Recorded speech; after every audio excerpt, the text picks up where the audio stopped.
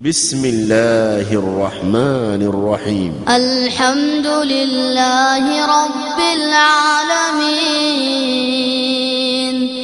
الرحمن الرحيم مالك يوم الدين إياك نعبد وإياك نستعين اهدنا الصراط المستقيم صراط الذين أنعمت عليهم غير المغضوب عليهم ولا الضالين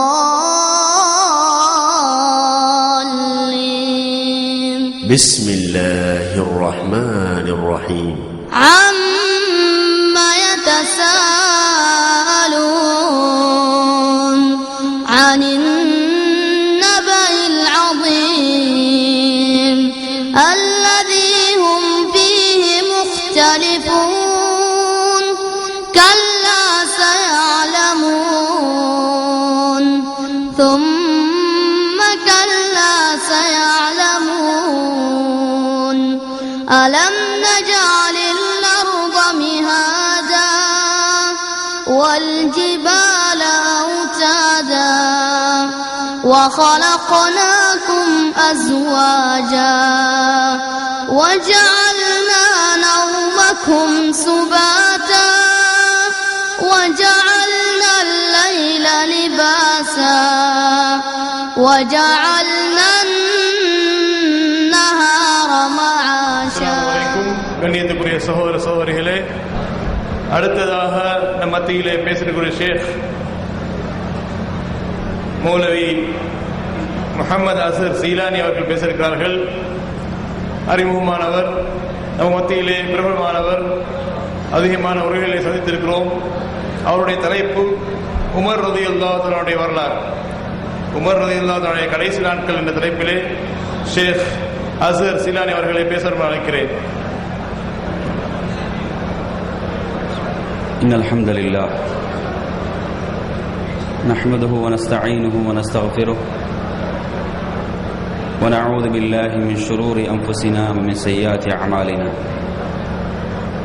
من يهده الله فلا مضل له ومن يضلل فلا هادي له وأشهد أن لا إله إلا الله وحده لا شريك له وأشهد أن محمدًا عبده ورسوله أما بعد يا أيها الذين آمنوا اتقوا الله حق تقاته ولا تموتن إلا وأنتم مسلمون يا أيها الناس اتقوا ربكم الذي خلقكم من نفس واحدة وخلق منها زوجها وبث منهما رجالا كثيرا ونساء واتقوا الله الذي تساءلون به والأرحام إن الله كان عليكم رقيبا. அன்பிற்குரிய சகோதரர்களே, தாய்மார்களே, சகோதரிகளே, முதலில் உங்களுக்கு அல்லாஹ்வினுடைய சாந்தியையும் சமாதானத்தையும் பிரார்த்தித்துக் கொண்டவனாக அஸ்ஸலாமு அலைக்கும் வரஹ்மத்துல்லாஹி வபரகாத்துஹு. இன்றைய இந்த சிறப்பு நிகழ்ச்சியின் இறுதி அமர்வில் நாம் இருந்து கொண்டிருக்கிறோம். அன்பிற்குரியவர்களே, இந்த இறுதி உரையை அமைதியாக செவிமடுக்குமாறும் அதேபோன்று சகோதரர்கள் கொஞ்சம் முன்னால் வந்து அமருமாறும் அன்போடு கேட்டுக்கொள்கின்றேன். அன்பிற்குரிய சகோதரர்களே, இதுவரை நாம் பல உரைகளை செவிமடுத்தோம். உண்மையில் அவைகள் நமது ஈமானை வலுப்படுத்தக்கூடியவைகளாக, நமது ஈமானுக்கு உரமூட்டக்கூடியவைகளாக அந்த உரைகள் அமைந்தன. மூமின்களுக்கு நல்லுபதேசம் செய்கின்ற பொழுது அல்லாஹ்வுடைய வேதத்திலிருந்தும் அல்லாஹ்வுடைய தூதரின் பொன்மொழிகளிலிருந்தும் உபதேசம் செய்கின்ற பொழுது, போதனைகள் செய்கின்ற பொழுது நிச்சயமாக அது மூமின்களுக்கு பயனளிக்கக்கூடியதாக இருக்கும். அந்த தொடரிலே நபிகளார் ஸல்லல்லாஹு அலைஹி வஸல்லம் அவர்கள் உருவாக்கிய முன்மாதிரிமிக்க அந்த சமூகத்தின் முன்னோடிகளில் உமர் ரலியல்லாஹு அன்ஹு அவர்களுடைய வாழ்நாளின் இறுதி பகுதியை பற்றி பேசலாம் என்று உங்களோடு சில கருத்துக்களை பரிமாறிக்கொள்ளாமல் நினைக்கின்றேன். அன்பிற்குரிய சகோதரர்களே, உண்மையிலேயே அல்லாஹ்வின் தூதர் ஸல்லல்லாஹு அலைஹி வஸல்லம் அவர்களுடைய அந்த கல்வி பாசறையிலே, அந்த பயிற்சி பாசறையிலே 23 வருடங்கள் பயிற்சி பெற்ற அந்த உத்தம தோழர்கள் அல்லாஹ்வுடைய திருப்பொருத்தத்தை பெற்ற முன்மாதிரி மிக்க முன்னோடிகளாக மாறினார்கள். இறுதி நாள் வரை வருகின்ற ஒவ்வொரு மூமினுக்கும் அவர்கள் முன்மாதிரி மிக்க சிறந்த மனித புனிதர்களாக இருக்கின்றார்கள். நபிகளார் ஸல்லல்லாஹு அலைஹி வஸல்லம் அவர்கள் தனது தோழர்களை சிலாகித்து புகழ்ந்து சொல்லி இருக்கிறார்கள். அல்லாஹு தஆலா தனது திருமறையிலே குறிப்பிடுகின்ற பொழுது 33வது அத்தியாயம் சூரத்துல் அஹ்ஸாப் அதனுடைய 23, 24 ஆகிய வசனங்களில் அல்லாஹு தஆலா குறிப்பிடுகின்றான். மினல் முஃமினீன ரிஜாலுன் ஸதகு மா ஆஹதுல்லாஹ அலைஹி ஃபமின்ஹும் மன் கதா நஹபஹு வமின்ஹும் மன் யன்ததிர். உண்மையில் சில மனிதர்கள், அல்லாஹு தஆலா இங்கே சொல்கின்ற மனிதர்கள் முன்மாதிரி மிக்க சிறந்த முன்னோடிகள். அல்லாஹ்விடத்தில் எந்த உறுதிமொழியை அவர்கள் செய்தார்களோ அதை அவர்கள் உண்மைப்படுத்தியவர்கள். அந்த ரப்பிடத்தில் நாம் அனைவரும் ஒரு உறுதிமொழியை செய்திருக்கிறோம். என்ன உறுதிமொழி அது? நமது ரப்பை நாம் முழுமையாக ஏற்று அவனுக்கு அடிபணிந்து கட்டுப்பட்டு வாழ்வதாக நாம் உறுதிமொழி செய்திருக்கிறோம். இந்த உறுதிமொழியை உண்மைப்படுத்தியவர்கள் உண்மையிலே அந்த நபி தோழர்கள். அல்லாஹ் சொல்கிறான், வமின்ஹும் மன் கதா நஹபஹு. அந்த உறுதிமொழியை நிறைவேற்றியவர்களும் அவர்களில் இருக்கிறார்கள். அந்த உறுதிமொழியை நிறைவேற்றுவதற்கு சந்தர்ப்பம் கிடைக்காதா, அதை நிறைவேற்றுவதற்கு எனது வாழ்வில் எனக்கு ஒரு அவகாசம் கிடைக்காதா என்று எதிர்பார்த்து கொண்டிருக்கக்கூடியவர்களும் அவர்களில் இருக்கிறார்கள் என்று அல்லாஹு தஆலா தனது தோழர்களை சிறப்பித்து, அந்த அல்லாஹு தஆலா தனது தூதருடைய தனது ரசூலுடைய தோழர்களை சிறப்பித்து சிலாகித்து சொல்வதை நாம் பார்க்கிறோம். எனவே நறுமை சகோதரர்களே, அந்த முன்னோடிகளை பற்றி நாம் பேசுகின்ற பொழுது நமது ஈமான் அதிகரிக்கும், நமது ஈமான் வலுப்பெறும். அப்படிப்பட்ட முன்மாதிரிகளைத்தான் அந்த முன்னோடிகள் நமக்கு விட்டு சென்றிருக்கிறார்கள். என் அருமை சகோதரர்களே, உமர் ரலியல்லாஹு அன்ஹு அவர்கள் எப்படிப்பட்ட சிறந்த ஒரு மனிதராக விளங்கினார்கள் என்பதை நாம் நிறையவே அறிந்து வைத்திருக்கிறோம், நிறையவே தெரிந்து வைத்திருக்கிறோம். உமர் ரலியல்லாஹு அன்ஹு ஈமானுக்கும் அதே போன்று அபூபக்கர் ரலியல்லாஹு அன்ஹு ஈமானை பற்றியும் நபிகளார் ஸல்லல்லாஹு அலைஹி வஸல்லம் அவர்கள் குறிப்பிடுகின்றார்கள். கேளுங்கள், புகாரி முஸ்லிமிலே பதிவாகி இருக்கக்கூடிய செய்தி. நபி அவர்கள் சொல்கிறார்கள், ஒரு மனிதன் மாட்டின் மீது ஏறி பயணம் செய்கின்றான். நன்றாக கவனியுங்கள், ஒரு மனிதன் மாட்டின் மீது ஏறி பயணம் செய்கின்றான். அப்படி பயணம் செய்கின்ற பொழுது அந்த மாடு என்ன செய்கிறது? அவனை நோக்கி பேசுகிறது, அல்லாஹு தஆலா என்னை இதற்காக படைக்கவில்லை, அல்லாஹு தஆலா என்னை இதற்காக படைக்கவில்லை, அல்லாஹ் என்னை எதற்காக படைத்திருக்கிறான் தெரியுமா? என்னை விவசாய நிலங்களை உழுவதற்காகத்தான் அல்லாஹ் என்னை படைத்திருக்கிறான் என்று சொல்லி அந்த மாடு பேசியது என்று நபி அவர்கள் சொல்லிவிட்டு சொன்னார்கள், நானும் அபூபக்கரும் உமரும் இதை நம்புகின்றோம் என்று சொன்னார்கள். அருமை சகோதரர்களை, கொஞ்சம் சிந்தனை செய்து பாருங்கள். அல்லாஹ்வின் தூதருடைய வாயிலிருந்து ஒரு வார்த்தை வந்துவிட்டால் அதை உடனே ஏற்றுக்கொள்ள அந்த இரு தோழர்களும் தயாராக இருந்தார்கள். அவர்கள் தங்களுடைய அறிவை கொண்டு போய் அதில் நுழைக்கவில்லை. மாறாக அல்லாஹ்வுடைய தூதர் சொல்லிவிட்டார்களா, அல்லாஹ்வுடைய தூதரின் வார்த்தையா, அதை உடனே அவர்கள் நம்பினார்கள். இன்றைய அருமை சகோதரர்களை என்ன கேட்பார்கள்? மாடு பேசுமா, அது எப்படி பேசும் என்று தேவையற்ற கேள்விகளை, விதண்டாவாதங்களை செய்து கொண்டிருப்பார்கள். அல்லாஹ்வின் தூதர் தனது நாவில், தனது வாயிலிருந்து அந்த வார்த்தைகளை சொன்னார்களா? அதை உடனே ஏற்றுக்கொள்ள அந்த முன்னோடிகள், ஈமானுடைய முன்னோடிகளாக, முன்மாதிரிகளாக அந்த இருவரும் தயாராக இருந்தார்கள் என்பதை அல்லாஹ்வின் தூதருடைய இந்த கூற்றிலிருந்து நாம் விளங்குகிறோம். அதே போன்று பாருங்கள், நபி அவர்கள் தொடர்ந்து சொல்கின்றார்கள், ஒரு இடையன் தனது ஆடுகளை மேய்த்துக் கொண்டிருக்கிறான். அப்படி மேய்த்துக் கொண்டிருக்கின்ற பொழுது ஒரு ஓனாய் என்ன செய்கின்றது? அதில் ஒரு ஆட்டை கவ்விக்கொண்டு செல்கிறது. அந்த ஆட்டிடையன் அந்த ஓனாயின் பின்னால் ஓடுகின்றான், விரட்டுகின்றான், தனது ஆட்டை காத்துக் கொள்வதற்காக. அந்த நேரத்தில் அந்த ஓனாய் அந்த இடையனை பார்த்து எப்படி பேசுகிறது? கொடிய விலங்குகள் ஆதிக்கம் செலுத்தக்கூடிய அந்த உலக முடிவு நாளில் இதை பாதுகாப்பது யார்? என்னை தவிர இதற்கு மேய்ப்பாளர்கள் வேறு யாரும் இல்லை என்று அந்த ஓனாய் அந்த இடையனை பார்த்து பேசியது என்று நபி அவர்கள் சொல்லிவிட்டு சொன்னார்கள், ஆமன்து பிஹி அன வ அபூபக்கர் வ உமர், நானும் அபூபக்கரும் உமரும் இதை நம்பினோம். என் அருமை சகோதரர்களே, அபூ ஸலமா ரலியல்லாஹு அன்ஹு அவர்கள் சொல்கிறார்கள், வமா ஹுமா யௌமைதின் ஃபில் கௌம், அன்றைய அவையிலே அங்கு அபூபக்கர் இருக்கவில்லை ரலியல்லாஹு அன்ஹு, அங்கு உமர் ரலியல்லாஹு அன்ஹு அவர்கள் இருக்கவில்லை. ஆனால் அல்லாஹ்வின் தூதர் சொல்லிவிட்டார்களா? அவர்கள் எங்கு இருந்தாலும் அந்த வார்த்தைகள் அவர்களது காதுகளுக்கு எட்டும் பொழுது அதை உடனே அவர்கள் நம்பிவிடுவார்கள். எனவே நறுமை சகோதரர்களே, இப்படிப்பட்ட ஈமானுக்கு சொந்தக்காரர்களாக இருக்கக்கூடிய அந்த இருவரும் இந்த உம்மத்தின் மிகப்பெரிய முன்னோடிகள், மிகப்பெரிய முன்மாதிரிகள். அவைகளை நாம் கற்றுக்கொள்ள வேண்டும். அவர்களுடைய வாழ்க்கை வரலாறுகளை நாம் விளங்க வேண்டும். என் அருமை சகோதரர்களே, அது மாத்திரம் அல்லாமல் உமர் ரலியல்லாஹு அன்ஹு அவர்களுடைய வாழ்நாளின் பிந்திய பகுதியை பற்றி நாம் பேசுவதற்கு முன்னால் அல்லாஹ்வின் தூதர் ஸல்லல்லாஹு அலைஹி வஸல்லம் அவர்கள் செய்த, தனது வாழ்நாளில் செய்த சில முன்னறிப்புகளை உங்களுக்கு நினைவு கூற வேண்டும். புகாரியுடைய ஹதீஸ், அனஸ் இப்னு மாலிக் ரலியல்லாஹு அன்ஹு அவர்கள் ரிவாயத் செய்கின்றார்கள், ஒரு முறை அல்லாஹ்வின் தூதர் ஸல்லல்லாஹு அலைஹி வஸல்லம் அவர்கள் உஹது மலையின் மீது இருக்கின்றார்கள். அங்கு அபூபக்கர் ரலியல்லாஹு அன்ஹு அவர்கள் இருக்கின்றார்கள், அங்கு உமர் ரலியல்லாஹு அன்ஹு அவர்கள் இருக்கின்றார்கள், அங்கு உஸ்மான் ரலியல்லாஹு அன்ஹு அவர்கள் இருக்கின்றார்கள். அப்படி இருக்கக்கூடிய நேரத்தில் அந்த மலை குலுங்க ஆரம்பிக்கின்றது.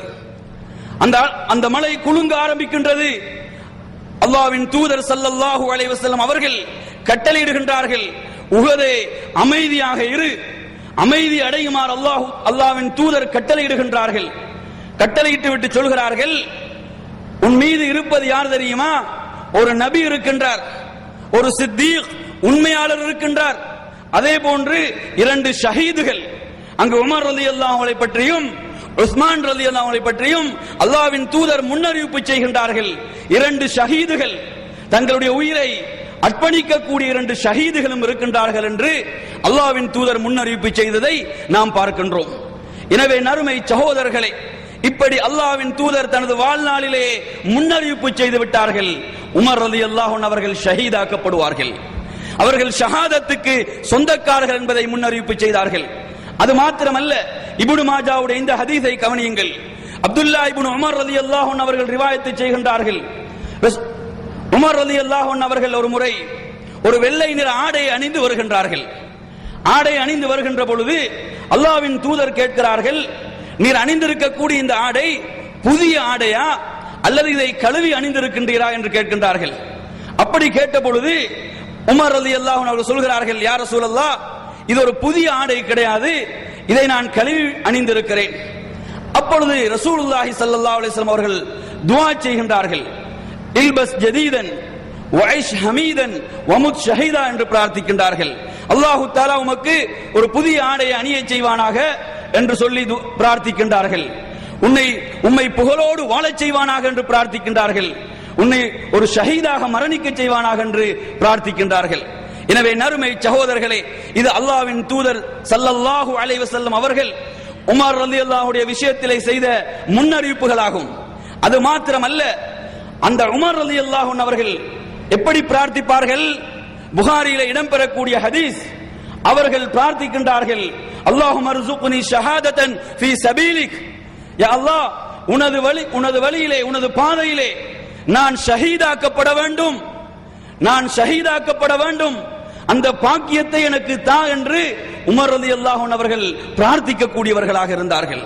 அது மாத்திரமல்லாமல் வஜ்அல் மௌதி ஃபீ பலதி ரசூலிக், உனது தூதருடைய ஊர் எதுவோ அந்த ஊரில் எனது மரணத்தை ஆக்குவாயாக என்றும் பிரார்த்திப்பார்கள்.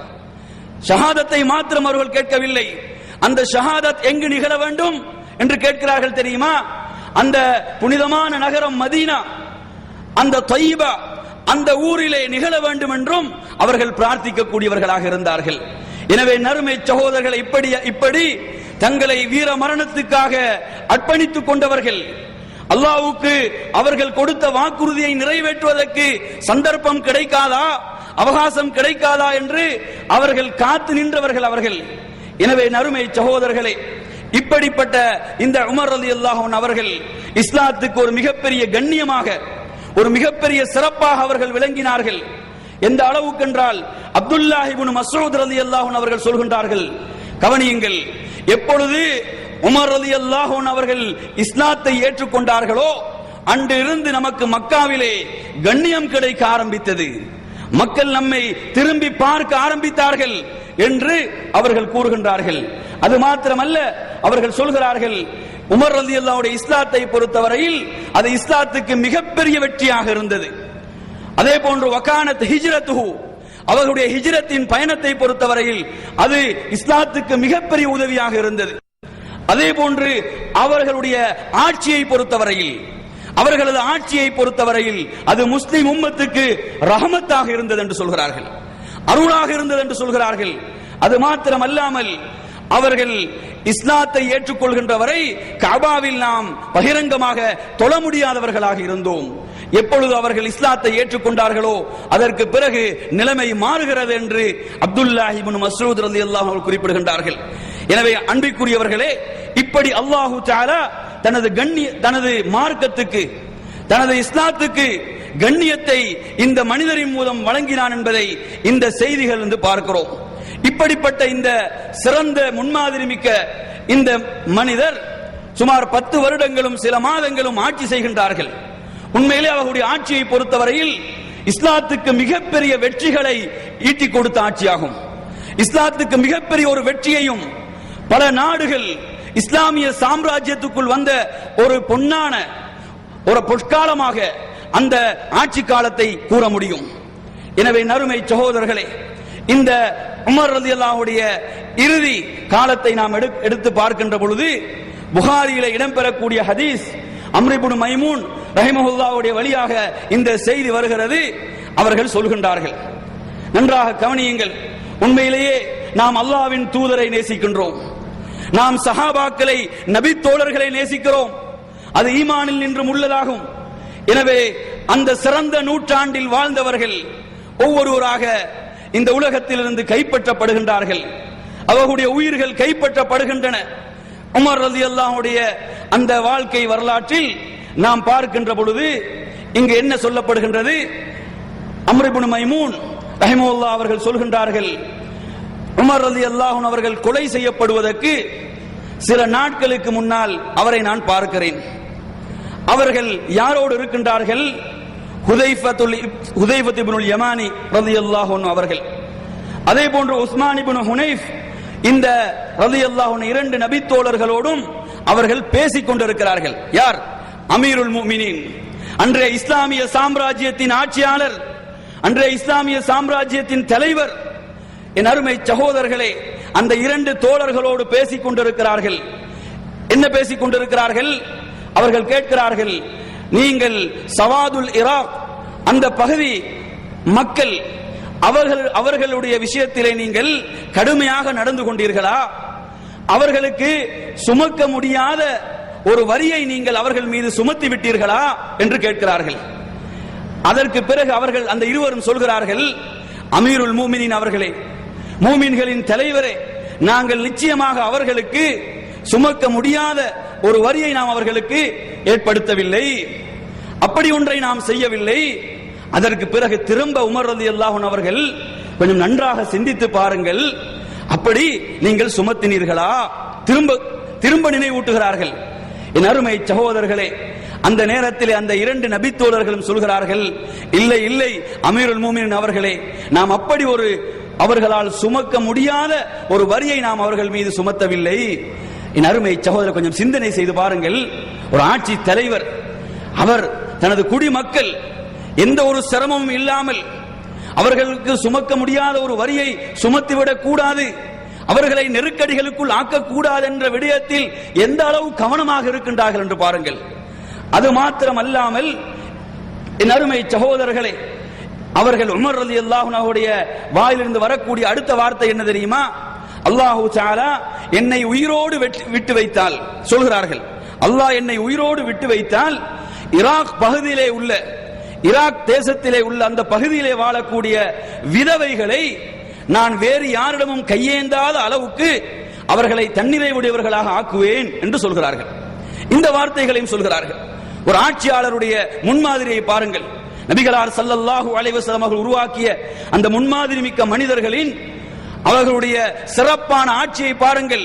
அவர்கள் சொல்கிறார்கள், விதவைகளுடைய விஷயத்தில், அதாவது எந்த அளவுக்கு இஸ்லாம் உரிமைகளை வழங்கி இருக்கிறது என்பதற்கு இவைகள் மிகப்பெரிய சான்றாக இருந்து கொண்டிருக்கிறது. இஸ்லாம் பெண்களுடைய உரிமைகளை பறிக்கின்றது, இஸ்லாம் பெண்களுக்கு கொடுமைப்படுத்துகிறது என்று எந்த அடிப்படையும் இல்லாமல் குற்றச்சாட்டுகளை முன்வைக்கக்கூடியவர்கள் இதை கவனிக்க வேண்டும். விதவைகள் விஷயத்திலே எப்படி உமர் ரலியல்லாஹு அன்ஹு அவர்கள் இஸ்லாத்தினுடைய இரண்டாவது ஹலீஃபா நடந்து கொண்டார்கள் என்பதற்கு இது மிகப்பெரிய ஆதாரமாக இருக்கிறது. என் அருமை சகோதரர்களே, இப்படி இவர்கள் பேசி 4 நாட்கள் தான் சென்றிருக்கும், 4 நாட்கள் தான் கடந்திருக்கும். அந்த நேரத்திலே ஒரு நாள் காலையிலே இந்த ஹதீஸை ரிவாயத் செய்யக்கூடிய அம்ர் இப்னு மைமூன் அவர்கள் சொல்கிறார்கள், ஒரு நாள் ஃபஜ்ருடைய தொழுகையிலே நான் இருக்கின்றேன், எனக்கும் அமீருல் முஃமினீன் உமர் ரலியல்லாஹு அன்ஹு அவர்களுக்கு மத்தியிலே அப்துல்லா இப்னு அப்பாஸ் ரலியல்லாஹு அன்ஹு அவர்கள் மாத்திரம்தான் இருக்கின்றார்கள். அப்படி இருக்கின்ற பொழுது உமர் ரலியல்லாஹு அன்ஹு அவர்கள் தொழுகைக்காக சஃப்புகளை சீர்படுத்திக் கொண்டிருக்கிறார்கள். அவர்கள் சஃப்புகளுக்கு மத்தியிலே செல்கின்ற பொழுது அந்த சஃப்புகளை சீர்படுத்துவார்கள், சீராக ஆக்குவார்கள். எந்த அளவுக்கு என்று சொன்னால், சஃப்புகள் சீராகாத வரை அவர்கள் தக்பீர் சொல்ல மாட்டார்கள். சிந்தனை செய்து பாருங்கள். இன்று சஃப்புகளை சீர் செய்வதெல்லாம் சாதாரண விஷயம். மார்க்கத்தில் எவ்வளவு விஷயங்கள் சர்வசாதாரணமாக மாறிவிட்டன. அதெல்லாம் சிறிய விடயங்கள், அவைகளை கவனிக்க வேண்டியதில்லை என்று பல விடயங்களை நாம் அலட்சியப்படுத்திக் கொண்டிருக்கிறோம்.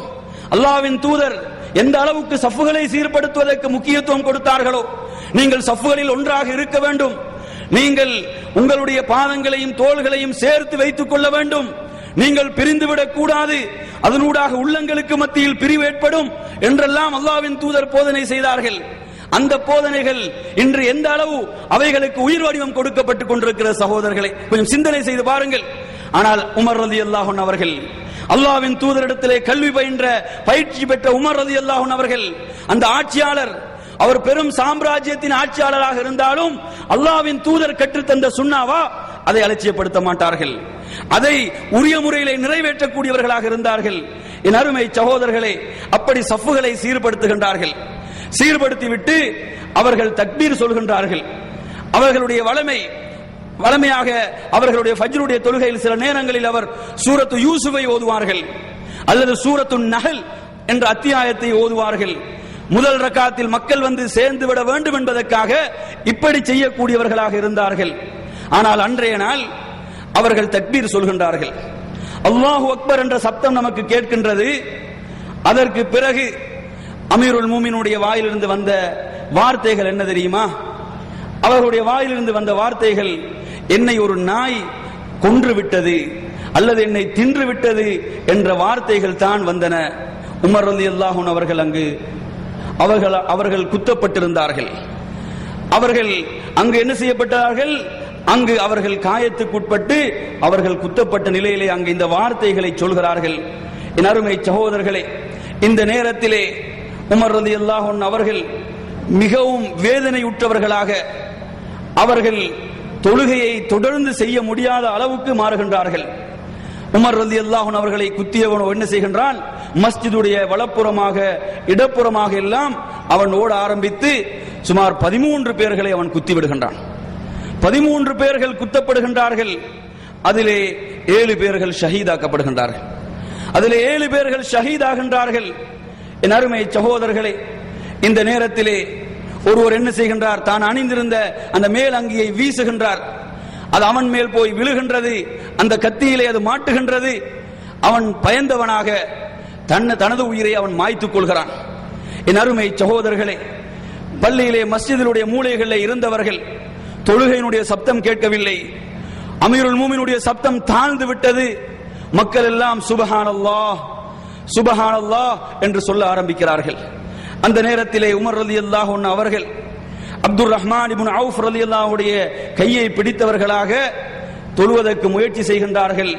ஆனால் அவர்களால் தொழுகையை தொடர முடியவில்லை. தொழுகையை தொடர முடியாத நிலை. அப்துர் ரஹ்மான் இப்னு அவுஃப் ரலியல்லாஹு அன்ஹு அவர்கள் என்ன செய்கின்றார்கள், 2 சிறிய சூறாக்களை ஓதியவர்களாக அவர்கள் இமாமத் செய்து தொழுகையை நிறைவு செய்கின்றார்கள். என் அருமை சகோதரர்களே, உமர் ரலியல்லாஹு அன்ஹு அவர்கள் மயக்கம் முற்று விடுகின்றார்கள், மூர்ச்சியாகி விடுகின்றார்கள். மயக்கம் தெளிகின்றது. தெளிந்தவுடன் அவர்கள் கேட்கிறார்கள், ஒரு ரிவாயத்திலே வருகின்றது, மக்கள் தொழுது விட்டார்களா, மக்கள் தொழுகையை நிறைவேற்றி விட்டார்களா என்ற வார்த்தை தான் அவர்களுடைய நாவிலிருந்து வெளியே வருகிறது. என் அருமை சகோதரர்களே, கொஞ்சம் சிந்தனை செய்து பாருங்கள். அல்லாஹ்வின் தூதர் ஸல்லல்லாஹு அலைஹி வஸல்லம் அவர்கள் என்ன பயிற்சியை அந்த மக்களுக்கு கொடுத்தார்களோ அந்த பயிற்சியை அப்படியே செயல்படுத்தக்கூடியவர்களாக அல்லாஹ்வின் தூதர் மரணப்படுக்கையில் இருக்கிறார்கள். அந்த நேரத்தில் நபி அவர்கள் ஆயிஷா ரலியல்லாஹு அன்ஹா அவர்களை பார்த்து கேட்கிறார்கள், அஸல்லன் நாஸ், மனிதர்கள் தொழுது விட்டார்களா ஆயிஷா என்று கேட்கிறார்கள். இல்லை யா ரசூலல்லாஹ், உங்களை எதிர்பார்த்த வண்ணம் இருக்கின்றார்கள். நாம் பார்க்கின்றோமா இல்லையா புகாரியுடைய ரிவாயத்தில், இங்கு உமர் ரலியல்லாஹு அன்ஹு அவர்கள் தெளிவு அடைந்தவுடன், அவர்கள் தெளிவு பெற்றவுடன், மயக்கத்தில் இருந்து தெளிவுற்றவுடன் உடனே கேட்கக்கூடிய கேள்வி, மக்கள் தொழுது விட்டார்களா, மக்கள் தொழுகை நிறைவேற்றி விட்டார்கள். உமர் ரலியல்லாஹு அன்ஹு அவர்கள் தொழுகையுடைய நேரம் முடிவதற்கு முன்னால் அந்த தொழுகையை நிறைவேற்றுகிறார்கள். என் அருமை சகோதரர்களே, அந்த நேரத்திலும் அந்த மரண படுக்கையிலும் மிகப்பெரிய காயங்களுக்கு உட்பட்டிருக்கக்கூடிய அந்த நேரத்திலும் அல்லாஹ்வுடைய கட்டளையா, அதை அலட்சியப்படுத்தக்கூடாது. அந்த கட்டளைக்கு முக்கியத்துவம் கொடுத்தார்கள். அல்லாஹ்வுடைய கட்டளையை உயிரை விட மேலாக மதித்தார்கள். அதை உடனே நிறைவேற்றக்கூடியவர்களாக மாறினார்கள். இன்று கொஞ்சம் சிந்தனை செய்து பாருங்கள், நம்மிலே இருக்கக்கூடிய தொழுகையாளிகளுடைய நிலை என்ன? தொழுகையை சர்வசாதாரணமாக அலட்சியப்படுத்தக்கூடிய நிலைகளை பார்க்கிறோம். தொழுகைக்கு எந்த முக்கியத்துவம் கொடுக்காமல் உட்கார்ந்து அலட்சியமாக பேசிக் கொண்டிருக்கக்கூடிய காட்சிகளை பார்க்கிறோம். அவனுக்கு முன்னால் ஒருவர் இருக்கிறான், அவனை விட அல்லாஹ்வுடைய கட்டளை அவனுக்கு பெரிதாக தெரியவில்லை, அல்லாஹ்வுடைய அழைப்பு அவனுக்கு பெரிதாக தெரியவில்லை. இந்த நிலையை நாம் பார்க்கின்றோமா இல்லையா? ஆனால் நபி தோழர்கள், அந்த முன்னோடிகள், அந்த முன்மாதிரிகள், அவர்கள் குற்றுயிராக இருக்கின்ற நேரத்திலும் அல்லாஹ்வுடைய கட்டளை தொழுகையா, அதை அலட்சியப்படுத்த கூடாது என்று உறுதியோடு இருந்த காட்சியை நாம் பார்க்கிறோம். என் அருமை சகோதரர்களே, அடுத்ததாக உமர் ரலியல்லாஹு அன்ஹுடைய அமீருல் மூமினுடைய கேள்வி என்ன?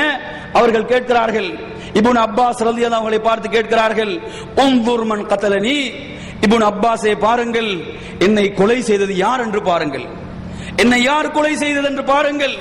அவ்வளவு நீதியான ஆட்சி. நீதி என்று சொன்னால் அவர்தான் முன்னோடியாக, முன்மாதிரியாக இருக்கிறார். அப்படி நீதியான ஆட்சியை மேற்கொண்ட அந்த தலைவர் கேட்கிறார், என்னை கொலை செய்தது யார் என்று பாருங்கள் என்று சொன்ன பொழுது அப்துல்லாஹ் இப்னு அப்பாஸ் ரலியல்லாஹு அன்ஹு அவர்கள் மஸ்ஜிதுன் நபவியை சுற்றி வருகிறார்கள். சுற்றி வந்தவர்களாக வந்து பார்த்துவிட்டு அமீருல் மூமினிடம் வந்து சொல்கிறார்கள், அமீருல் மூமினின் அவர்களே, முகீராவுடைய பணியாளன் தான் உங்களை கொன்றது. முகீராவுடைய பணியாளன், அந்த அபூ லூலு என்று சொல்லப்படுகின்ற அவன் தான் உங்களை கொலை செய்தது. வேதனையான விடயம் என்ன தெரியுமா என் அருமை சகோதரர்களே? நாம் இந்த நபி தோழர்களை நாம் எந்த அளவு நேசிக்கிறோம், இந்த நபி தோழர்களுக்கு எதிராக செயல்பட்டவர்களை எப்படிப்பட்ட எதிரிகளாக பார்க்கிறோம். ஆனால் இன்று நீங்கள் எடுத்து பார்த்தீர்கள் என்று சொன்னால், ஷியாக்கள் என்ற பிரிவை எடுத்து பார்த்தீர்கள் என்று சொன்னால், உமர் ரலியல்லாஹு அன்ஹு யார் கொலை செய்தானோ அவன் ஒரு பெரும் வீரனாக அவர்களால் கருதப்பட்டு ஒவ்வொரு வருடமும் அவனை நினைவு கூறக்கூடிய, அவனை ஒரு பெரும் வீரனாக நினைவுபடுத்துகின்ற மோசமான வேதனையான காட்சிகளை நாம் கண்டு கொண்டிருக்கிறோம். என் அருமை சகோதரர்களே, இந்த நிலையை நாம் பார்க்கிறோம். உமர் ரலியல்லாஹு அன்ஹு அவர்கள் அந்த நேரத்திலே சொன்ன வார்த்தைகள் என்ன? இதை சொன்னவுடன் அவர்கள் சொல்கிறார்கள், லக்கத் அமர்து பிஹி மஅரூஃபா, அவனது விடயத்தில் நான் நன்மை அல்லவா கட்டளையிட்டேன் என்று சொல்கிறார்கள். அவனது விடயத்தில் நான் நன்மை அல்லவா ஏவினேன் என்று சொல்கிறார்கள். சொல்லிவிட்டு சொல்கிறார்கள், அல்ஹம்துலில்லாஹ், அல்லாஹ்வுக்கே எல்லா புகழும். அல்லாஹ்வை புகழுகிறார்கள். புகழ்ந்து விட்டு சொல்கிறார்கள், தன்னை ஒரு முஸ்லிம், தன்னை ஒரு இஸ்லாமியன் என்று சொன்ன ஒருவனால் என்னை அல்லாஹு தஆலா எனது உயிரை எடுக்கவில்லையே, என்னை அப்படிப்பட்ட ஒருவன் முஸ்லிம் என்று சொல்லுகின்ற ஒரு இஸ்லாமியன் என்னை கொலை செய்யவில்லையே, அதற்காக நான் அல்லாஹ்வை புகழுகிறேன். ஏனென்றால் இவன் ஒரு நெருப்பு வணங்கியாக இருந்தான், நெருப்பை வணங்குகின்ற ஒரு நெருப்பு வணங்கியாக அவன் இருந்தான். உமர் ரலியல்லாஹு அன்ஹு அவர்கள் அல்லாஹ்வை அந்த நேரத்திலே புகழுகின்றார்கள். அந்த நெருக்கடியான நேரத்திலும், அப்படிப்பட்ட ஒரு குற்றுயிராக இருக்கக்கூடிய நிலையிலும் அல்லாஹ்வை புகழுகிறார்கள். யா அல்லாஹ், என்னை ஒரு முஸ்லிமுடைய கையில் இருந்து இந்த நிலைக்கு நான் ஆளாகவில்லையே என்று அவர்கள் அல்லாஹ்வை புகழுகிறார்கள்.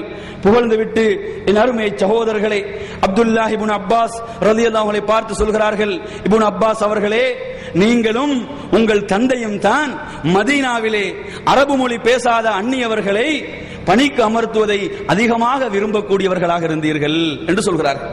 என் அருமை சகோதரர்களே, உமர் ரலியல்லாஹு அன்ஹு அவர்கள் இதை அதிகம் விரும்பவில்லை என்பது தெரிகின்றது. இப்னு அப்பாஸ் ரலியல்லாஹு அன்ஹு அவர்களுக்கு அதிகமாக இவ்வாறான பணியாளர்கள் இருந்தார்கள் என்பதையும் பார்க்கிறோம். அந்த நேரத்தில் அப்துல்லாஹ் இப்னு அப்பாஸ் ரலியல்லாஹு அவர்கள் என்ன சொல்கின்றார்கள் தெரியுமா? அமீருல் முஃமினீன் அவர்களே, நீங்கள் விரும்பினால் மதீனாவிலே இருக்கக்கூடிய அந்த மொழியை பேசுகின்ற அனைவரையும் நாம் கொலை செய்து விடுகிறோம் என்று சொல்கிறார்கள்.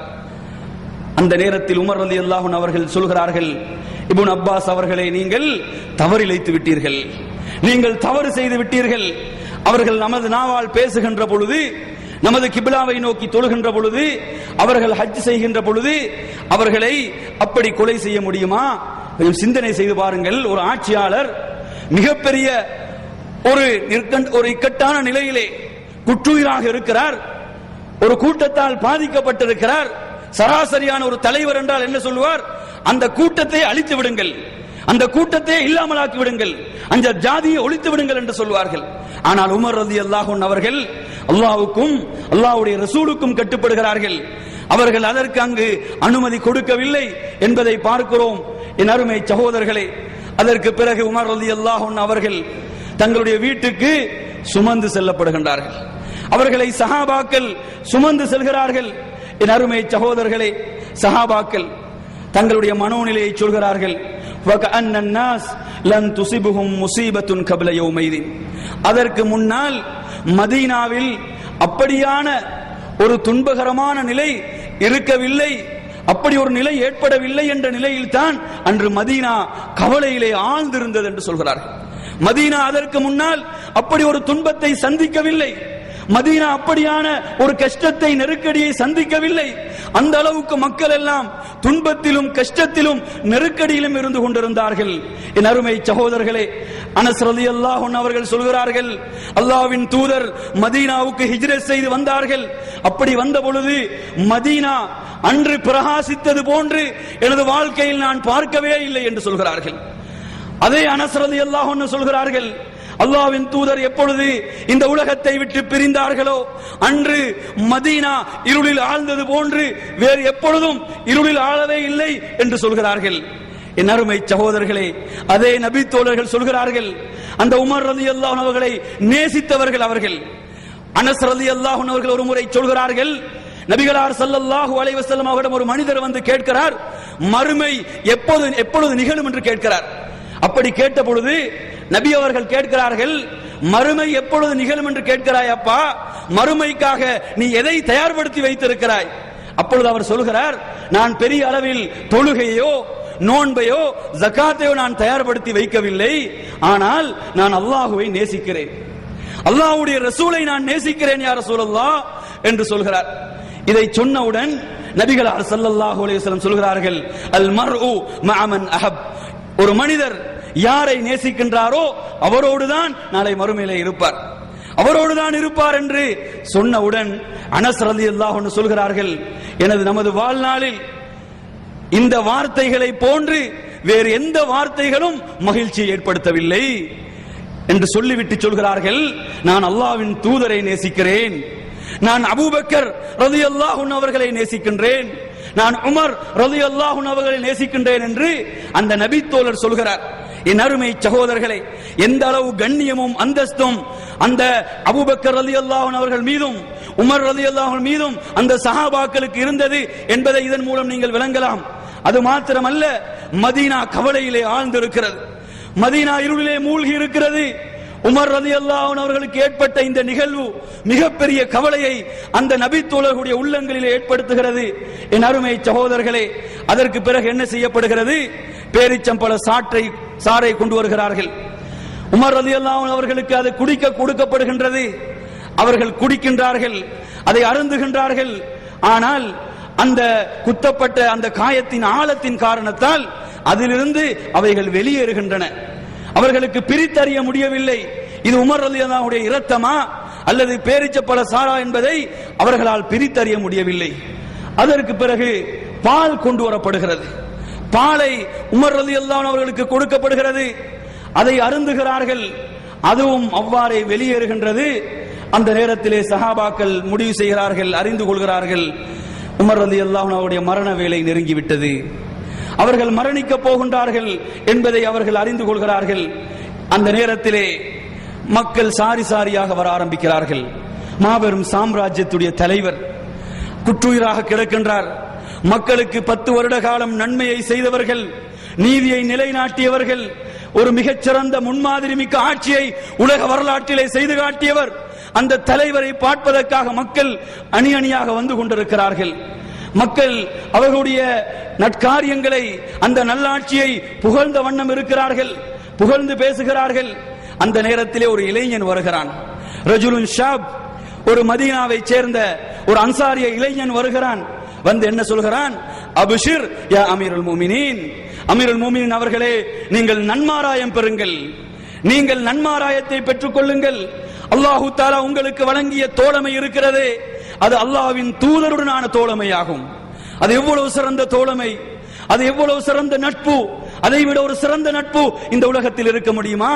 அப்படிப்பட்ட ஒரு தோழமையையும் நட்பையும் அல்லாஹு தஆலா உங்களுக்கு வழங்கினான். அதே போன்று உங்களுக்கு அல்லாஹு தஆலா இஸ்லாத்திலே மிகப்பெரிய கண்ணியத்தையும் அந்தஸ்தையும் வழங்கினான். இதை நீங்கள் அறிந்து வைத்திருக்கிறீர்கள். அதே போன்று உங்களுக்கு அல்லாஹ் ஆட்சியை வழங்கினான். அந்த ஆட்சியின் மூலம் நீங்கள் மக்களுக்கு நீதி செலுத்தக்கூடியவர்களாக இருந்தீர்கள். அது மாத்திரமா, உங்களுக்கு ஷஹாதா என்ற அந்த உயரிய அந்தஸ்தை, அந்த தியாகத்தை உங்களுக்கு வழங்கினான் என்று சொல்லி, இப்படி அவர்கள் நன்மாராயம் பெறுமாறு அந்த இளைஞன் கூறுகிறான். என் அருமை சகோதரர்கள், நன்றாக கவனியுங்கள். இந்த வார்த்தைகளை கேட்டவுடன் உமர் ரலியல்லாஹு அன்ஹு அவர்கள் மெய் மறந்து, அவர்கள் அதிலே தங்களை மறந்து அப்படி மெய் சிலிர்த்து போய்விட்டார்களா? அப்படி இல்லை சகோதரர்களே. உமர் ரலியல்லாஹு அன்ஹு அவர்கள் என்ன தெரியுமா சொல்கிறார்கள்? நீர் சொல்லக்கூடிய இந்த விடயங்கள் எல்லாம் உண்மைதான், ஆனாலும் அவர்கள் சொல்கிறார்கள், இது எனக்கு சாதகமாக இல்லாவிட்டாலும் பாதகமாக ஆகிவிடக் கூடாது என்று நான் ஆதரவு வைக்கிறேன். எவ்வளவு பெரிய உயர்வு சொல்லப்படுகிறது! அந்த உயர்வுகளை எல்லாம் காதில் வாங்கிய அமீருல் முஃமினீன் சொல்கிறார், இவைகள் எல்லாம் எனக்கு சாதகமாக இல்லை என்றாலும் பாதகமாக ஆகிவிடக் கூடாது. இன்னும் சொல்கிறார்கள், இவைகள் எனக்கு சாதகமாக இருக்கவும் கூடாது, பாதகமாக இருக்கவும் கூடாது, சரிசமமாக இருந்தால் போதும், சரிசமமாக இருந்தால் மாத்திரம் போதும் என்று அவர்கள் சொல்கிறார்கள். கொஞ்சம் சிந்தனை செய்து பாருங்களேன் அருமை சகோதரர்களே. எப்படிப்பட்ட உயர்ந்த பதவிகளுக்கு, அந்தஸ்துகளுக்கு சொந்தக்காரர்களாக இருந்த அந்த உமர் ரலியல்லாஹு அன்ஹு அவர்கள் தங்களை பற்றி எப்படியெல்லாம் பயந்தார்கள், எப்படியெல்லாம் அஞ்சினார்கள். நாம் நம்மை பற்றிய எந்த அச்சமும் பயமும் இல்லாமல் வாழ்ந்து கொண்டிருக்கிறோம். நமக்குள் நிஃபாக் வருகிறதா, நயவஞ்சகம் வருகிறதா, குஃபுர் வருகிறதா, ஷிர்க் வருகிறதா, அந்த பயம் அச்சம் எதுவும் இல்லாமல் நாம் வாழ்ந்து கொண்டிருக்கிறோம். ஆனால் நபி தோழர்கள் எப்படியெல்லாம் பயந்தார்கள், அஞ்சினார்கள் என்பதை நீங்கள் இதிலிருந்து விளங்கலாம். என் அருமையான சகோதரர்களே, அதை சொல்லிவிட்டு அந்த இளைஞன் அங்கிருந்து வெளியேறுகிறான்.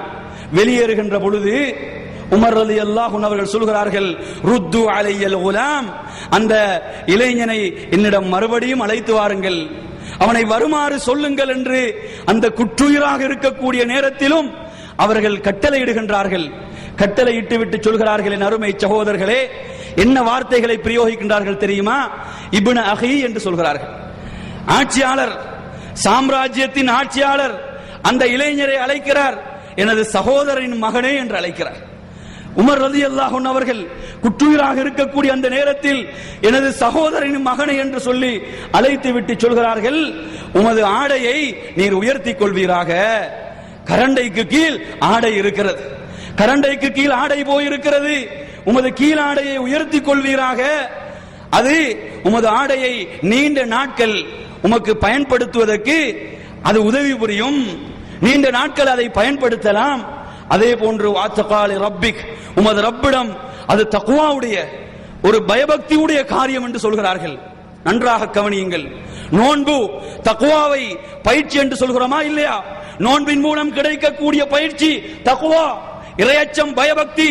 இப்படி சொல்கின்ற எத்தனையோ நமது சகோதரர்களுடைய ஆடையுடைய நிலை எடுத்து பாருங்கள். 99% கரண்டைக்கு கீழ் தான் ஆடைகள் இருக்கின்றன. என் அருமையான சகோதரர்களே, கொஞ்சம் சிந்தனை செய்து பாருங்கள். ஒரு மாபெரும் ஆட்சி தலைவர் குற்றுயிராக இருக்கிறார், தனது உயிர் பிரிய போகிறது என்ற நிலையில இருக்கிறார். அந்த நேரத்தில் கூட அல்லாஹ்வின் தூதருடைய சுன்னாவுக்கு மாற்றமாக ஒரு செயலை தனது கண்களால் பார்ப்பதற்கு அவர்கள் விரும்பவில்லை என்றால், அதை உடனே தவறென்று தடுக்கிறார்கள் என்று சொன்னால், இன்று எத்தனையோ சகோதரர்கள் தொழுகையுடைய சஃபிலே இருக்கிறார்கள், ஆனால் அவர்களுடைய ஆடையை பார்க்கிறோம் கரண்டைக்கு கீழ் இருக்கிறது, ஆனால் தக்பீர் நெஞ்சின் மீது வைத்திருக்கிறார். என் அருமை சகோதரர்கள், நான் கேட்கிறேன், கொஞ்சம் சிந்தனை செய்து பாருங்கள். உண்மையிலேயே நாம் அல்லாஹுவை பின்பற்றக்கூடியவர்கள், அல்லாஹ்வுடைய ரசூலை பின்பற்றக்கூடியவர்கள், உண்மையிலே நாம் சுன்னாவுக்கு செவிசாய்க்கக்கூடியவர்கள் என்று சொன்னால் முரண்பாடு வர முடியுமா? நாம் தக்பீரை அல்லாஹ்வின் ரசூல் சொன்ன மாதிரி கட்ட தயார், தக்பீரை கட்ட தயார், ஆனால் ஆடை அப்பட்டமாக அங்கு அல்லாஹ்வின் தூதருடைய கட்டளை மீறப்பட்டிருக்கிறதே. என்ன சொல்கிறார்கள்? நாம் பெருமைக்காக அணியவில்லை, விதண்டாவாதம் செய்து கொண்டிருக்கிறார்கள், விதண்டாவாதம் செய்கிறார்கள். நாம் பெருமைக்காக அணியவில்லை. என் அருமை சகோதரர்களே, அல்லாஹ்வின் தூதர் சொன்னார்கள், கரண்டைக்கு கீழ் உள்ள பகுதி நரகத்தில் என்று சொல்லிவிட்டார்கள். அங்கு பெருமையை சொன்னார்கள் அந்த ஹதீஸில, அங்கு பெருமையை சொல்லவில்லை.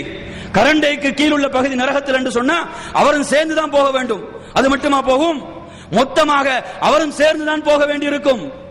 என் அருமை சகோதரர்களே, பெருமைக்கு சொன்னது அதை விட கூடுதலாக உள்ளது. என்ன சொன்னார்கள்? எவன் பெருமையோடு கர்வத்தோடு அணுகின்றானோ அவனை அல்லாஹ் நாளை மறுமையில் ஏறெடுத்து பார்க்க மாட்டான். கொஞ்சம் சிந்தனை செய்து பாருங்கள். அல்லாஹ் நம்மை பார்க்கவில்லை என்றால், அவனது கருணை கண் கொண்டு நம்மை பார்க்கவில்லை என்றால் நாம் அழிந்து விடுவோம். கொஞ்சம் சிந்தனை செய்து பாருங்கள். அல்லாஹ் நம்மை ஏறெடுத்து பார்க்கவில்லை என்று சொன்னால் நம்மை யார் பார்ப்பது? அன்றைய நாளில் மாலிக் யௌமித்தீன், அந்த இறுதி தீர்ப்பு நாளின் அதிபதியாக இருக்கக்கூடிய அல்லாஹ் நமக்கு அருள் பாலிக்கவில்லை என்றால் வேறு யாருக்கு முடியுமா? வேறு யாருக்கும் அதிகாரம் இருக்கிறதா? லிமனில் முல்கல் யௌம், அல்லாஹ் கேட்கிறான். அந்த நாளில் அதிகாரம் யாருக்குரியது? லில்லாஹில் வாஹிதில் கஹார், அனைத்தையும் அடக்கி ஆளக்கூடிய அல்லாஹ்வுக்கு தான் அன்று அதிகாரம் சொந்தம். அந்த ரப்புல் ஆலமீன் நம்மை கருணை கண் கொண்டு பார்க்கவில்லை என்றால், அவன் நம்மோடு பேசவில்லை என்றால், அவன் நம்மை தூய்மைப்படுத்தவில்லை என்றால், அதை விட ஒரு அழிவு, அதை விட ஒரு சாபம், அதை விட ஒரு இழிவு இருக்க முடியுமா? என் அருமை சகோதரர்களே, ஆடைகளுடைய விஷயத்தில் நாம் அலட்சியமாக இருந்து கொண்டிருக்கிறோம். தொழுகையிலே சஃபிலே இருக்கக்கூடிய பலர் அவருடைய நிலையை பார்க்கிறோம். ஆடை எங்கு இருக்கிறது? உமர் ரலியல்லாஹு அன்ஹு அவர்கள் தனது இறுதி நேரத்தில் கூட இதை கண்டிக்க மறக்கவில்லை என்று சொன்னால், இதை அலட்சியப்படுத்தலாமா? நமது வாழ்வில் இதை அலட்சியப்படுத்தலாம். என் அருமை சகோதரர்களே, தக்வா, நோன்பின் மூலம் தக்வா போன்றுதான் இந்த ஆடையை நாம் கரண்டைக்கு மேல் உயர்த்துவதன் மூலமும் தக்வா, பயபக்தி, இறையச்சம் கிடைக்கும். யார் சொல்கிறார்கள்? உமர் ரலியல்லாஹு அன்ஹு அவர்கள் அங்கு பதிவு செய்கின்றார்கள். எனவே அருமை சகோதரர்களே, அதை சொல்லிவிட்டு அவர்கள் அந்த இடத்தில் தனது பொறுப்பை நிறைவேற்றுகிறார்கள்.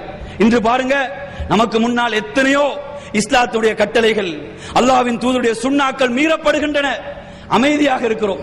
என்னமோ நமக்கும் மார்க்கத்துக்கும் எந்த தொடர்பும் இல்லை. சாதாரணமா நினைச்சு பாருங்க, என்ன செய்யறோம்? நமது செருப்பு பாதணிகள் வெளியே இருக்கிறது, யாராவது ஒருத்தர் எடுத்து போறத பாக்குறீங்க, என்ன செய்வீங்க? உடனே போய் அந்த பாதணிகளை எடுத்து விடுகிறேன், அது எனக்குரியது. அப்படியா இல்லையா? அது எனக்குரியது. உணர்வு வருதா இல்லையா? அந்த உணர்வு மார்க்க விஷயத்தில் இருக்குதா? தீனுடைய விஷயத்தில் இருக்கிறதா? அல்லாஹ்வுடைய கட்டளை மீறப்படுகிறது, தூதருடைய சுன்னா அலட்சியப்படுத்தப்படுகிறது. எந்த உணர்வுமற்ற ஜடங்களாக உட்கார்ந்து கொண்டிருக்கிறோம். சிந்தனை செய்து பாருங்கள். அல்லாஹ்வுடைய மார்க்கத்தை காக்க வேண்டியவர்கள் யார்? அல்லாஹ்வுடைய மார்க்கத்தை காக்க வேண்டிய அந்த மாபெரும் பொறுப்பை அந்த நபி தோழர்கள் நமக்கு விட்டு சென்றார்கள். அடுத்ததாக நறுமை சகோதரர்களே, நிறைய படிப்பினைகள் அவர்களது இறுதி அந்த பகுதியில் இருக்கிறது. அடுத்ததாக தனது அருமை மகனாரை அழைக்கிறார்கள். அழைத்து கேட்கிறார்கள், எனது அருமை மகனார் அப்துல்லாஹ் இப்னு உமரை அழைக்கிறார்கள். அழைத்து கேட்கிறார்கள், எனது விஷயத்தில் உள்ள கடன்கள், நான் எவ்வளவு கடன்களை கொடுக்க வேண்டி இருக்கிறது என்று கேட்கிறார்கள். அல்லாஹுவை சந்திப்பதற்கு முன்னால், அந்த ரப்பை சந்திப்பதற்கு முன்னால் அங்கு இருக்கக்கூடிய அனைத்து தடைகளையும் அகற்ற வேண்டும். தூய்மையான முறையிலே எனது ரப்பை சந்திக்க வேண்டும். எனது பாவங்கள் அனைத்தும் மன்னிக்கப்பட்ட நிலையிலே எனது ரப்பை சந்திக்க வேண்டும் என்பதற்காக அதற்காக இருக்கக்கூடிய தடைகளை எல்லாம் அகற்றுகிறார்கள். இன்று கடனோடு இருக்கக்கூடிய பலர் அந்த உணர்வோ பயமோ இல்லாமல் வாழ்ந்து கொண்டிருக்கிறார்கள். அவர்களுடைய என்னது, இந்த உலகத்தில் தப்பினா போதும், கடன்காரன் வாரானா ஒளிகிறது, கடனை பெற்று விடுகிறார்கள், கடனை எடுத்து விடுகிறார்கள், அதை கொடுக்க முடியுமோ இல்லையோ அந்த உணர்வே கிடையாது. சிலர்களை பார்க்கிறோம், இந்த நாட்டிலிருந்து என்ன செய்கிறார்கள், பலரிடம் கடனை வாங்கி போய்விடுகிறார்கள், திரும்பி வருவதில்லை. அருமை சகோதரர்களே, அந்த சஹாபாக்கள் இந்த உலக வாழ்க்கையிலே நாளை மறுமையில் அல்லாஹுவை சந்திப்பதற்கு முன்னால் அங்கு இருக்கக்கூடிய அனைத்து தடைகளையும் அகற்றுகிறார்கள். உமர் ரலியல்லாஹு அன்ஹு கேட்கிறார்கள், என்ன கேட்கிறார்கள், எதுவும் கடன் இருக்கிறதா? அந்த கடனுடைய தொகை அங்கு சொல்லப்படுகின்றது சுமார் 86,000 திர்ஹம் சொல்லப்படுகிறது. நிச்சயமாக உமர் ரலியல்லாஹு அன்ஹு அவர்கள் தனது வாழ்க்கையை மேம்படுத்துவதற்காக எந்த கடனையும் பெற்றவர் அல்ல. அவர் பைத்துல் முகத்தஸுடைய திறவுகோலை கைப்பற்ற செல்கிறார், எளிமையான ஆடைகளோடு தான் செல்கிறார், எளிமையான ஆடையோடு தான் செல்கிறார். ஒரு சில ஆடைகள் தான் அவரிடம் காணப்பட்டன.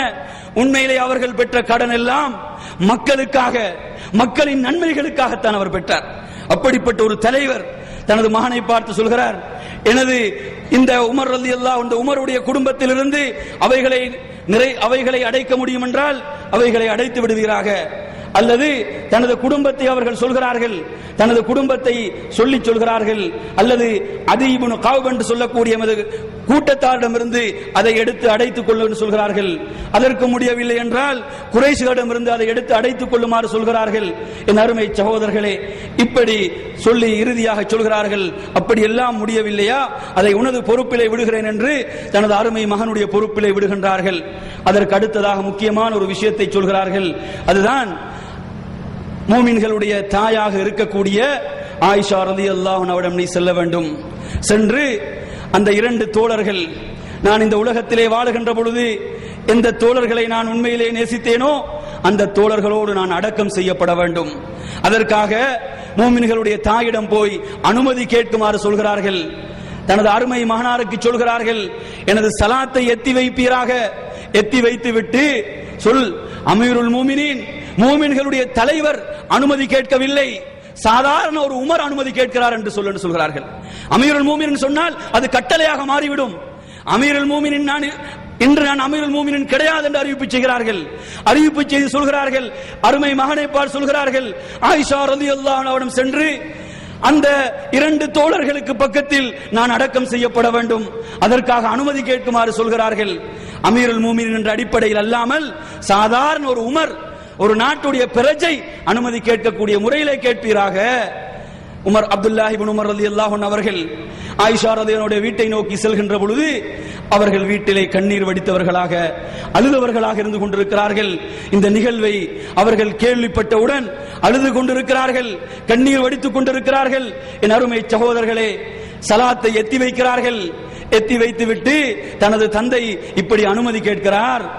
இங்கு தனது 2 தோழர்களுக்கு பக்கத்திலே அவர்கள் அடக்கப்பட வேண்டும் என்று விரும்புகிறார், அனுமதி தருவீர்களா?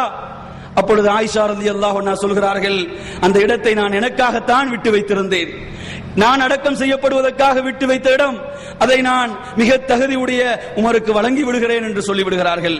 என் அருமை சகோதரர்களே, இந்த செய்தியை கொண்டு வருகிறார். தனது அருமை தந்தையிடம் வந்து இந்த செய்தியை மகன் சொல்கின்ற பொழுது திரும்ப உமர் ரலியல்லாஹு அன்ஹு சொல்கிறார்கள், எனது அருமை மகனே, நான் மரணித்து விட்டால் எனக்கு செய்ய வேண்டிய கடமைகளை செய்து அவர்களுடைய வீட்டு வாயிலில் கொண்டு போய் எனது ஜனாசாவை வைக்க வேண்டும், வைத்துவிட்டு மறுபடியும் அனுமதி கேட்க வேண்டும். ஏனென்று சொன்னால் நான் உயிரோடு இருக்கின்ற பொழுது அனுமதி கேட்டேன், ஏதோ மறுக்க முடியாது என்ற காரணத்துக்காக ஒரு தர்ம சங்கடமான நிலையிலே அவர்கள் அனுமதி கொடுத்திருப்பார்கள். ஆனால் மரணித்ததன் பிறகு எனது ஜனாசா அந்த வீட்டுடைய வாயிலே வைக்கப்பட வேண்டும். வைக்கப்பட்டு திரும்ப அனுமதி கேட்பீராக. இந்த ஜனாசாவை இந்த 2 தோழர்களுக்கு பக்கத்திலே அடக்குவதற்கு நீங்கள் அனுமதி வழங்குவீர்களா என்று மறுபடியும் அப்படியே அனுமதி கேட்கப்படுகிறது. ஜனாசா கொண்டு செல்லப்படுகிறது, அங்கு வைக்கப்படுகிறது. அப்துல்லாஹ் இப்னு உமர் ரலியல்லாஹு அன்ஹு அவர்கள் தனது தந்தையுடைய ஸலாத்தை எத்தி வைக்கிறார்கள். எத்தி வைத்துவிட்டு மூமின்களுடைய தாயே என்று அழைக்கிறார்கள். அழைத்து சொல்கிறார்கள், எனது தந்தை மறுபடியும் அனுமதி கேட்க சொன்னார்கள். இந்த 2 தோழர்கள் உயிரோடு இருக்கின்ற பொழுது நபிகளார் ஸல்லல்லாஹு அலைஹி வஸல்லம் அவர்கள் அதிகமாக சொன்ன வார்த்தைகள், ذهبت انا ابو بكر وعمر, நானும் அபூபக்கரும் உமரும் சென்றோம், நானும் அபூபக்கரும் உமரும் உட்கார்ந்திருந்தோம், நானும் அபூபக்கரும் உமரும் வந்தோம், நானும் அபூபக்கரும் உமரும் பேசிக் கொண்டோம். இப்படி அல்லாஹ்வின் தூதர் தனது வாழ்நாளில் அதிகமாக சொல்லிக் கொண்டிருந்ததை அந்த சஹாபாக்கள் செவிமடுத்தார்கள். என் அருமை சகோதரர்களே, அது ஒரு தூய்மையான நட்பு. அந்த நட்பை பொறுத்தவரையில் அது அல்லாஹ்வால் ஏற்றுக்கொள்ளப்பட்ட அல்லாஹ்வுடைய தீன், இந்த ஓரிரை கொள்கை மேலோங்குவதற்காக கட்டி எழுப்பப்பட்ட நட்பாகும் அந்த நட்பு. அதை அல்லாஹு தஆலா பொருந்திக் கொண்டான். உண்மையான தோழமைக்கும் நட்புக்கும் இந்த உலகத்துக்கு இலக்கணத்தை சொல்லிக் கொடுத்தவர்கள் அல்லாஹ்வின் தூதர், அந்த நபி தோழர்கள். எனவே நறுமை சகோதரர்களே, எப்படி அல்லாஹு தஆலா இந்த உலகத்தில் அவர்களை சத்தியத்திலே ஒன்று சேர்த்தானோ அதுபோன்று அவர்களுடைய மன்னரை வாழ்க்கையிலும் அவர்களை ஒன்று சேர்த்த காட்சியை நாம் பார்க்கிறோம். எனவே நறுமை சகோதரர்களே, இந்த முன்னோடிகள் இவர்கள் தான் நமது முன்மாதிரிகள். இன்று பார்க்கிறோம் நமது இளைஞர் சமூகம் என்ன செய்து கொண்டிருக்கிறது? கேவலம் சாதாரண நடிகர்களுக்கு பின்னால் போய் கொண்டிருக்கிறார்கள். பேரை பார்க்கிறோம் ரஜினி முகம்மது, பேரை பார்க்கிறோம் ரஜினி இப்ராஹிம். என் அருமை சகோதரர்களே, இவர்கள் தான் இவர்களுக்கு ஹீரோக்கள், இவர்கள் தான் இவர்களுடைய தலைவர்கள். ரசிகர் மன்றங்கள் என்ற பெயரிலே நமது இஸ்லாமிய இளைஞர்கள் தட்டு தடுமாறுகின்ற காட்சியை பார்க்கிறோம். ஏன் இந்த வரலாறுகள் தூய்மையான முறையிலே சொல்லிக் கொடுக்கப்படவில்லை? இந்த வீர வரலாறுகள் அவர்களுக்கு எத்தி வைக்கப்படவில்லை. நமக்கு இருக்கக்கூடிய ஒரு பாரிய பொறுப்பு என்ன தெரியுமா? நமது இளைஞர் சமூகம் மாத்திரமல்ல, நமது குழந்தைகள், நமது பிள்ளைகள். எத்தனை பிள்ளைகளுக்கு உமர் ரலியல்லாஹுடைய பேர் தெரியும்? கேட்டு பாருங்கள். இன்று விளையாட்டு வீரர்களுடைய பெயர்களை அடுக்கி கொண்டு போவார்கள், நடிகர்களுடைய பெயர்களை அடுக்கி கொண்டு போவார்கள். நபித்தோழர்களுடைய பெயர்கள் தெரியுமா? இந்த தியாகங்கள் சொல்லிக் கொடுக்கப்படுகிறதா? எனவே நறுமை சகோதரர்களே, இந்த முன்னோடிகளையும் முன்மாதிரிகளையும் நமது வாழ்விலே நாம் பின்பற்றியவர்களாக வாழ்ந்து இருளகிலும் வெற்றி பெறுவோம் என்று கூறி நிறைவு செய்கின்றேன். வஸ்ஸலாமு அலைக்கும் வரஹ்மத்துல்லாஹி வபரகாத்துஹு.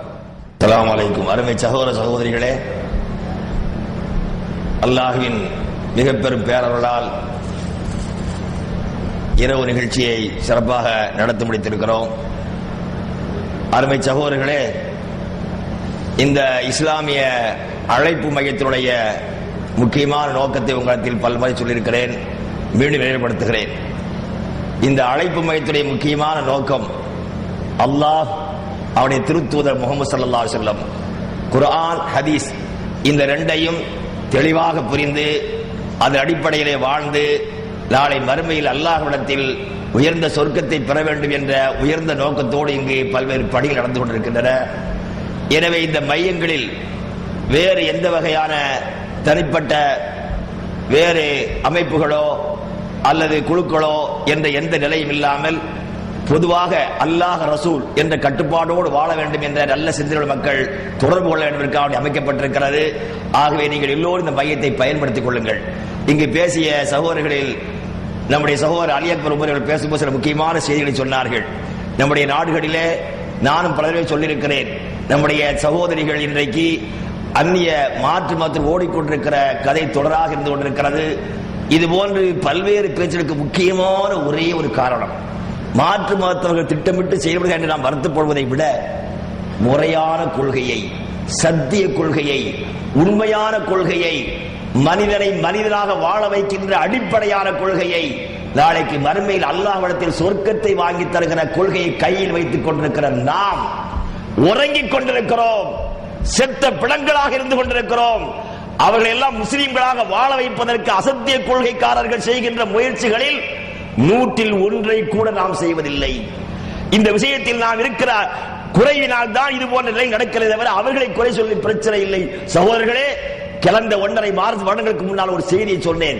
எனக்கு கிடைத்த ஒரு செய்தி, பாபர் மசூதியை உடைத்தவர் என்று சகோதரர்களில் இந்து சகோதரர்கள், அவர்களுக்கு பிறகு உண்மை விளங்கிய பிறகு இஸ்லாத்தை ஏற்றுக்கொண்டு கண்ணீர் வடித்துக் கொண்டு சொன்ன செய்தி, முஸ்லிம்களே நீங்கள் இது இஸ்லாத்தை பற்றி எங்களுக்கு சரியாக சொல்லித் தரவில்லை, சொல்லித் தந்திருந்தால் இந்த பள்ளியை உடைக்க நாங்கள் முன் வந்திருக்க மாட்டோம். நீங்கள் சொல்லித்தராத காரணத்தினால் எனக்கு கிடைத்த இஸ்லாம் என்னுடைய தந்தைக்கு கிடைக்கவில்லையே, இதற்கு யார் காரணம்? நீங்கள் தான் காரணம் என்று வேதனை சென்று சொன்ன செய்தியை இன்றைக்கு மக்களுக்கு சொன்னோம். அருமை சகோதரர்களே, மாற்றுவ நண்பர்களை குறை கூறிக்கொள்வதில் வேறு எந்த பிரயோஜனமும் இல்லை. அவர்கள் திட்டமிட்டுக் கொண்டிருக்கிறார் சொன்னால், நாம் நம்முடைய இஸ்லாமிய உண்மையான கொள்கையை நம்முடைய நடைமுறைகளில், சொற்களில், செயல்களில் செயல்படுத்தினால் அவர்கள் தானாக இஸ்லாத்தை நோக்கி ஓடி தேடி வருவார்கள். அந்த கண்ணியத்தை உண்டாக்க முயற்சி செய்யுங்கள். கேவலம் கேவலம் கேவலம் இன்றைக்கு செய்தி ஊடகங்கள் மூலமாக முஸ்லிம்கள் சொல்லிக் கொண்டிருக்கிற நம்முடைய சகோதரர்கள் நம்மை நாரடித்துக் கொண்டிருக்கிறார்கள். இந்த அவலநிலையை போக்குவதற்கு நீங்கள் எல்லோரும் மனதில் கவலைப்பட வேண்டும். இயக்கங்கள் பேரால், அமைப்புகள் பேரால் ஏற்பட்ட சாதகபாதங்கள் நன்றாக தெரியும். அதை பற்றி நான் பேச விரும்பவில்லை, விரும்ப மாட்டேன். நீங்கள் எல்லோரும் ஓரணியை திரளுங்கள். என்ன திரளுங்கள்? குர்ஆன், ஹதீஸ், அல்லாஹ், ரசூல் என்ற கட்டுப்பாட்டுக்கு மக்களை கொண்டு வர வேண்டும் என்ற முயற்சியை நாம் எப்போது செய்கிறோமோ அன்றைக்குத்தான் அல்லாஹ்வுடைய கண்ணியம் வரும் என்பதை நினைவு வைத்துக் கொண்டு, சகோதரர்களே, நீங்கள் வீட்டுக்கு போன பின்னால் 4வது அத்தியாயத்தினுடைய 82வது 83 வசனத்தை கொஞ்சம் புரட்டி பாருங்கள். தயவு செய்து புரட்டுங்கள். அல்லாஹ் சொல்கிறான், குர்ஆனை சிந்தித்து பார்க்க மாட்டீர்களா? இந்த குர்ஆன் அல்லாஹ் அல்லாத வேறு யாராவது சொல்லி இருந்தால் கடுமையான கருத்து வேறுபாடை கண்டிருப்பீர்கள். ஆனால் இது கருத்து வேறுபாடு இல்லை என்று சொல்லிவிட்டு அல்லாஹ் என்று சொன்னான். வைதா ஜாம் அம்ருல் அம்ரி அவில் கௌஃபி அதாவுபி. இந்த மக்கள் ஏதாவது செய்தி வந்துட்டா, நல்ல செய்தியோ துக்கமான செய்தி வந்தால் பரப்பி விட்டு விடுகிறார்கள். அதனால் சமூகத்தில் கேடுகள். எனவே தயவு செய்து கேட்பதையெல்லாம் பரப்பாதீர்கள். அது சம்பந்தப்பட்டவர்களிடத்திலே கொண்டு சென்று இது உண்மையா சரியா என்பதற்கான விளக்கத்தை தேடுங்கள். அதுதான் இஸ்லாமிய மார்க்கத்தின் பண்பு. அது இல்லாத காரணத்தினால் ஒற்றுமையோடு, சந்தோஷத்தோடு, அன்போடு இருக்க வேண்டிய பல உள்ளங்கள் இன்றைக்கு பிரிந்து பிளவுபட்டு இது போன்ற நற்காரியங்களில் கூட பங்கெடுக்காமல் இருக்கிறார்கள். இப்படி அவர்களை நாம் பார்க்கிறோம். தயவு செய்து இந்த நிலையை மாற்றுங்கள். முஸ்லிம்கள் ஒரு முஸ்லிமை பற்றி செய்தி கேள்விப்பட்டால் சம்பந்தப்பட்டவர்கள் சென்று இது சரியா தவறா என்று கேட்கிற பழக்கத்தை ஏற்படுத்துங்கள். அது இல்லாமல் இருந்தால் நம்மை அறியாமலேயே நயவஞ்சகத்தனம் உள்ளத்திலே குடிகொண்டு உயர்ந்த சொர்க்கத்துக்கு பெரும் பகரமாக நாம் அவல்களை ஏற்பட்டு நரகத்து போன்று ஏற்படும் நினைவு கொண்டு, அருமை சகோதரர்களே, இந்த மையத்தில் ஒவ்வொரு வாரமும் பல நாட்களுக்கு திருமறை குர்ஆனுடைய அர்த்தங்கள் குர்ஆனை போதிக்கப்படுகிறது. எல்லோரும் பங்கு கொள்ளுங்கள், பங்கு பெற வையுங்கள். இதை விட்டு விலகி இருக்கிற மக்களை அழைத்து வாருங்கள். யாருக்கும் தனிப்பட்ட நபருக்கு யாருக்கும் சொந்தமில்லை.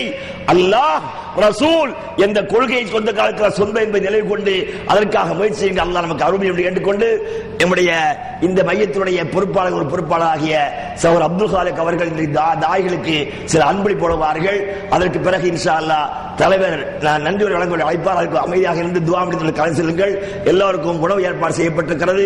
சகர் உணவு கொண்டு அமைதியாக செல்லுங்கள். அதாவது நன்றி உரை பொறியாளர் பக்கீர் அவர்கள் நன்றி உரையாற்றுவார்கள். அஸ்ஸலாமு அலைக்கும் வரஹ்மத்துல்லாஹி வபரகாத்துஹு. அல்ஹம்துலில்லாஹி ரப்பில் ஆலமீன். நபி ஸல்லல்லாஹு அலைஹி வஸல்லம் கூறினார்கள், மன் லம் யஷ்குரின் நாஸ லா யஷ்குரில்லாஹ். அதாவது யார் மனிதர்களுக்கு நன்றி கூறவில்லையோ அவர் அல்லாஹ்விற்கு நன்றி உள்ளவனாக இருக்க முடியாது. எனவே இந்த நிகழ்ச்சியில் உங்களது ஓய்வு நேரத்தையும் உங்களது வேலை பளுவையும் விட்டுவிட்டு உங்களது விடுமுறை தினத்தையும் விட்டுவிட்டு இந்த நிகழ்ச்சியில் கலந்து கொண்டு இந்த நிகழ்ச்சியை சிறப்புற்றதாக மாற்றியதற்கு அனைவருக்கும் ஜஸாக்கல்லாஹ் ஹைர். மேலும் இந்த நிகழ்ச்சியில் இறையச்சமிக்க நல்ல எழுச்சிமிக்க உரைகளை, மார்க்க சொற்பொழிவுகளை ஆற்றிய தாகிகள் அனைவருக்கும் ஜஸாக்கல்லாஹ் ஹைர். மேலும் இந்த நிகழ்ச்சியின் விளம்பரத்துக்காக உதவிய ஐடிஜிசி சென்டர் மற்றும் ஐசிசி அக்ரபியா இஸ்லாமிய மையத்தினருக்கும் ஜஸாக்கல்லாஹ் ஹைர். மேலும் இந்த நிகழ்ச்சியை விளம்பரப்படுத்துவதற்காக இமெயில் மூலமாகவும் நோட்டீஸ் ஒட்டுவதன் மூலமாகவும் கோபர் ஏரியா, தமாம் எல்லா ஏரியாவுக்கும் இந்த நிகழ்ச்சியை கொண்டு சென்ற அனைத்து சகோதர நண்பர்களுக்கும் ஜஸாக்கல்லாஹ் ஹைர். மேலும் இந்த நிகழ்ச்சிக்காக வாகனங்கள் ஏற்பாடு செய்து வாகனங்கள் ஏற்பாடு செய்த அனைவருக்கும், மேலும் தங்களது சொந்த வாகனங்களையும் கொடுத்து உதவிய அனைத்து நண்பர்களுக்கும் ஜஸாக்கல்லாஹ் ஹைர். மேலும் இந்த நிகழ்ச்சிக்கான அனைத்து ஏற்பாடுகளையும், உணவு முதற்கொண்டு அரங்கம் முதற்கொண்டு எல்லா ஏற்பாடுகளையும் செய்த முத்தாயின்களுக்கும் ஜஸாக்கல்லாஹ் ஹைர். மேலும் எல்லாவற்றுக்கும் மேலாக இந்த நிகழ்ச்சியில் அனைவரும் கலந்து கொண்டதற்கு ஜஸாக்கல்லாஹ் ஹைர். எல்லாவற்றுக்கும் மேலாக தனது அருளால் இந்த நிகழ்ச்சியை மிகவும் சிறப்போடு செய்த அல்லாஹ்வுக்கும் நன்றி கூறி விடைபெறுகிறேன். சுப்ஹானக்கல்லாஹும்ம வ பிஹம்திக அஷ்ஹது அல்லா இலாஹா இல்லல்லாஹ் அஸ்தக்ஃபிருக்க.